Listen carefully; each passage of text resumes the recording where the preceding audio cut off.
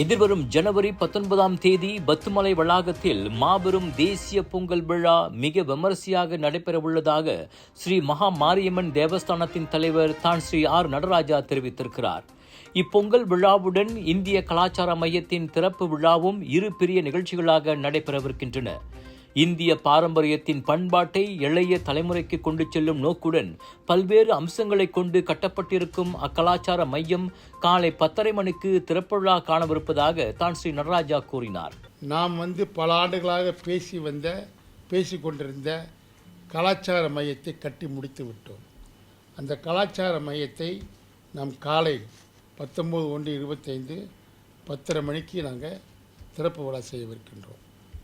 அது முன்னுக்கு அது ஒரு பெரிய நிகழ்ச்சிகளாக நம்ம ஏற்பாடு செய்திருக்கின்றோம்.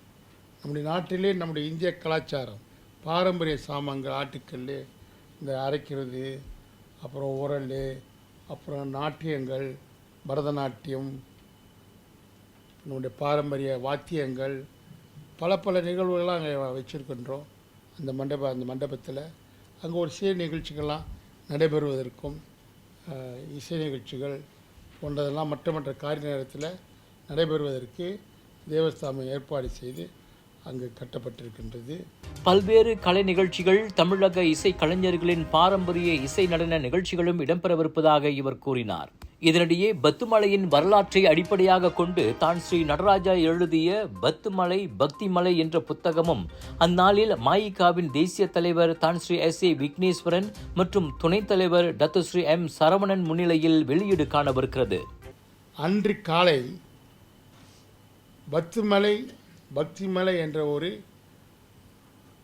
நம்முடைய பத்துமலை சம்பந்தப்பட்ட 1875ஆம் ஆண்டிலிருந்து பற்றுமனை தோற்றுவிக்கப்பட்டதிலிருந்து இன்றைய வரைக்கும் உள்ள நிகழ்வுகள், எப்படி அது ஆரம்பிக்கப்பட்டது, யாரால் தோற்றுவிக்கப்பட்டது, எப்படி வேல் கம்பம் வைக்கப்பட்டது, 1875ஆம் ஆண்டு முதல் 1905ஆம் ஆண்டு வெள்ளைக்காரர்கள் வேலை வெட்டியது, அதன் பிறகு வழக்கு போட்டது, அதனுடைய சாராம்சமெல்லாம் அன்று எப்படி எழுதினார்களோ அதையெல்லாம் வைத்து அந்த நூல் வடிவமைக்கப்பட்டிருக்கின்றது.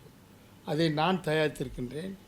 அதை அனுபவ ரீதியாக இருந்ததின் காரணமாக என்னுடைய நினைவுக்கு உள்ளதையெல்லாம் வைத்து இந்த பத்துமலை இப்பொழுது பக்தி மலையாக மாறியிருக்கின்றது. அதோடு இவ்விழாவின் 2ஆம் அங்கமாக தேவஸ்தானம் மற்றும் மஹிமா எனப்படும் மலேசிய இந்து ஆலயங்கள் மற்றும் இந்து அமைப்புகள் பேரவை இணைந்து ஏற்பாடு செய்திருக்கும் பல்வேறு போட்டிகள் குறித்து மஹிமாவின் தலைவர் டத்து சிவகுமார் இவ்வாறு தெரிவித்தார்.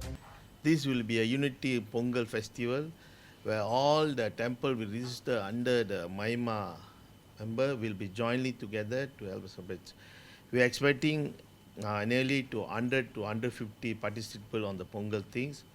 A part of the Pongal, we also have all our traditional games, which like we call it the pot breaking, plus will be Thoranam, Pinnal will be, all this will be in the Tamil event.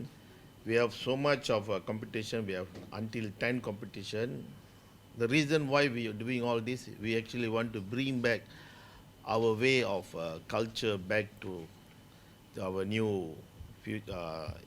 youth, because nowadays people have been forget about what is Pongal, because most of this they've been celebrating Pongal through TikTok and WhatsApp already. So we need to bring back the traditional Pongal. That's why we are having a Unity Pongal Day, which is on the 19th January. Pongal விழா கலாச்சாரத்தின் மகத்துவத்தை சிறப்பிக்கும் அரிய வாய்ப்பு என குறிப்பிட்ட தான் ஸ்ரீ நடராஜா அனைத்து பக்தர்களும் திரளாக வந்து கலந்து சிறப்பிக்குமாறு அழைப்பு விடுத்தார். இதற்கு முன்பாக தைப்பொங்கல் தினத்தன்று தேவஸ்தானத்தின் கீழுள்ள குருட்டுமலை ஸ்ரீ கணேசர் ஆலயம், கோலலம்பூர் ஸ்ரீ மகா மாரியம்மன் ஆலயம் மற்றும் பத்துமலை ஸ்ரீ சுப்பிரமணியர் ஆலயத்தில் காலை 9:30 மணிக்கு பொங்கல் விழா சிறப்பாக கொண்டாடப்படும் எனவும் தான் ஸ்ரீ நடராஜா தெரிவித்தார்.